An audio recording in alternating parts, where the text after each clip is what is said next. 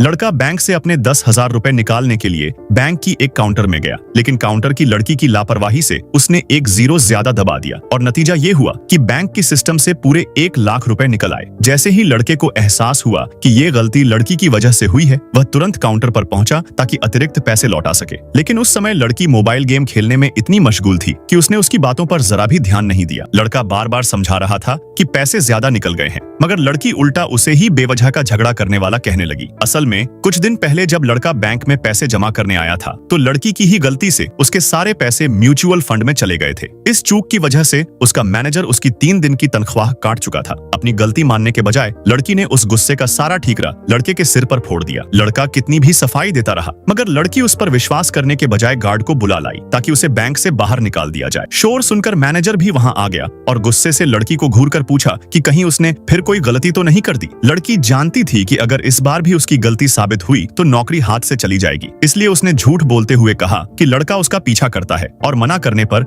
अब बैंक आकर परेशान कर रहा है। मैनेजर ऐसी निजी बातों में दखल नहीं देना चाहता था, इसलिए उसने सिर्फ चेतावनी देकर कहा कि मामला जल्द निपटा दो और बैंक की बदनामी मत होने दो। मैनेजर के जाते ही लड़की ने अपना असली चेहरा दिखा दिया। लड़का दोबारा बैंक पहुंचा और लड़की से आखिरी बार पूछा कि क्या वह सचमुच अतिरिक्त पैसे वापस नहीं लेना चाहती। जब लड़की ने साफ इनकार कर दिया तो उसने समझौता पत्र आगे बढ़ाते हुए कहा कि अगर वह इस पर साइन कर देगी तो वह फिर कभी उसे परेशान नहीं करेगा। लड़की वैसे भी उससे पीछा छुड़ाना चाहती थी, इसलिए बिना कुछ सोचे समझे तुरंत साइन कर दिए। लेकिन उसे जरा भी अंदाजा नहीं था कि इस गलती की वजह से बहुत जल्द उसे भारी कीमत चुकानी पड़ेगी। जैसे ही उसकी ड्यूटी खत्म होने वाली थी, तभी एक स्टाफ घबराई हुई हालत में दौड़कर आई और बोली, दीदी अभी अभी सिस्टम चेक किया तो पता चला कि आपने ग्राहक को 90,000 रुपए ज्यादा दे दिए हैं। ये सुनते ही लड़की के पैरों तले जमीन खिसक गई।